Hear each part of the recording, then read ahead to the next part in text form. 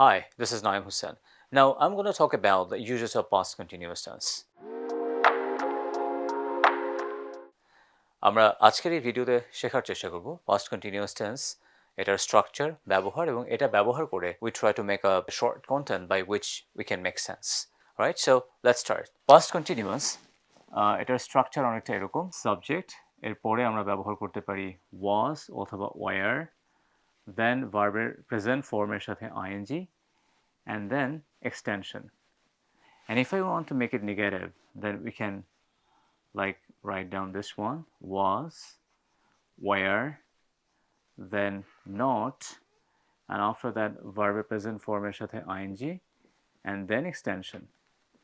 If we want to make yes no question, then we could write this one, was অথবা where, then subject, এরপরে verb present form এর সাথে ing, and then extension. And if I want to make WH question, that is informative question, then I could use WH, then was, where, then subject, verb present form এর সাথে ing, and then extension. So WH বলতে আমরা যেটা বুঝি what, why, where, how, which, when. Okay, so you can add many more. So এই হচ্ছে past continuous tense এর structure. এখন আমরা যেটা শেখার চেষ্টা করব সেটা হচ্ছে এই স্ট্রাকচারগুলো আমরা ঠিক কোন কোন সিচুয়েশনে ব্যবহার করতে পারি। তাহলে চলো সেটা আমরা দেখে নিই। পাস্ট কন্টিনিউয়াস টেন্স আমরা ঠিক যে সিচুয়েশনে ব্যবহার করি, সিচুয়েশনটা অনেকটা এরকম, কোন একটা ঘটনা স্টার্ট হয়েছিল আগে, এটা আগেই শেষ হয়ে গেছে, that has no connection with the present. That means something has a started before and finish before. কোনো একটা কাজ যেটা আগেই শুরু হয়েছে এবং আগেই শেষ হয়ে গেছে, এরকম কোনো ঘটনা যদি থেকে থাকে তাহলে সেটা আমরা past indefinite টেন্সের মাধ্যমে তুলে ধরতে পারি। And most importantly, it has no connection with the present, right? But এই যে শুরু হয়েছে শেষ হয়েছে, এর মাঝখানে কোনো একটা সময় কাজটা তো চালু ছিল বা চলমান ছিল। এই যে চলমান ছিল এই ব্যাপারটাকে আমরা তুলে ধরি past continuous টেন্সের মাধ্যমে। অর্থাৎ past indefinite যেই ঘটনাটাকে এক্সপ্লেইন করে, past continuous ওই ঘটনাটা চলাকালীন সময়ের কথাটাকে তুলে ধরে। That's it. So if it is past indefinite, then past কন্টিনিউয়াসের অবস্থানটা ঠিক এই জায়গাতে। যেমন আপনি বলতে পারেন গতকাল সকাল 10টা থেকে আমি 11টা পর্যন্ত ফুটবল খেলেছিলাম। So you can say okay I played football yesterday from 10 to 11। 10টা থেকে 11টা পর্যন্ত আমি ফুটবল খেলেছিলাম, বাট 10:30টায় আপনি কিন্তু খেলাটা চালু ছিল, আপনার খেলাটা তখন চলমান ছিল। Then you can say well I was playing football at 10:30 yesterday. আমি গতকাল 10:30 সময় ফুটবল খেলছিলাম। That means you are doing that job at that moment.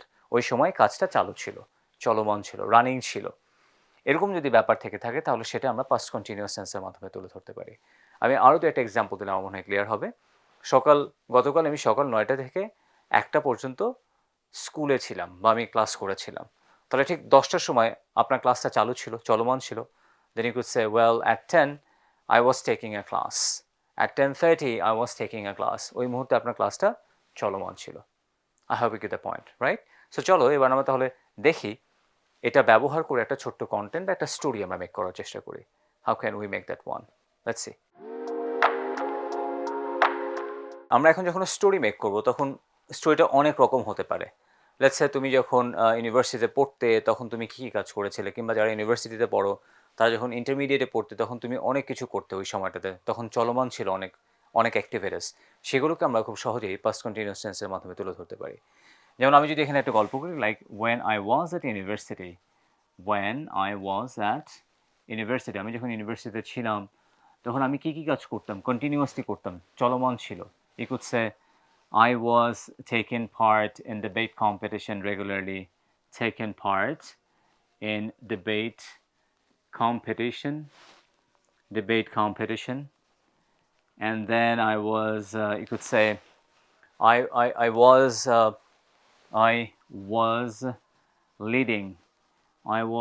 leading some social welfare related organizations,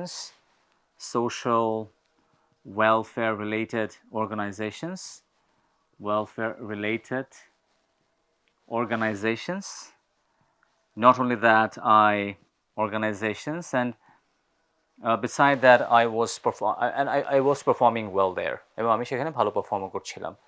তার মানে আমরা অতীতের একটা নির্দিষ্ট সময়ের মধ্যে যখন কোনো কাজ চলমান ছিল, এরকম রানিং কোনো অ্যাক্টিভিটি নিয়ে যদি কথা বলতে চাই, তাহলে সেটা আমরা পাস্ট কন্টিনিউয়াস টেন্সের মাধ্যমে তুলে ধরতে পারি।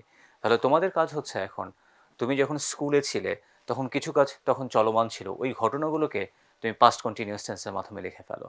নাম্বার 2, গতকাল সকাল 10টায় তুমি যখন স্কুলে বা কলেজে বা ইউনিভার্সিটি যাচ্ছিলে তখন তুমি অনেক কিছু দেখেছো, ওই মুহূর্তে যেই জিনিসগুলো চলমান ছিল। This is not for today, it happened yesterday. গতকালে যেই ঘটনাগুলো ঘটেছিল ওই সময় চলমান ছিল, ওই ঘটনাগুলোকে তুমি লিখে ফেলতে পারো যে গতকাল সকাল 10টায় তুমি যখন কলেজে বা ইউনিভার্সিটি যাচ্ছিলে তখন তুমি এই ব্যাপারগুলো দেখেছিলে। You can write those what can I say stories by using past continuous tense.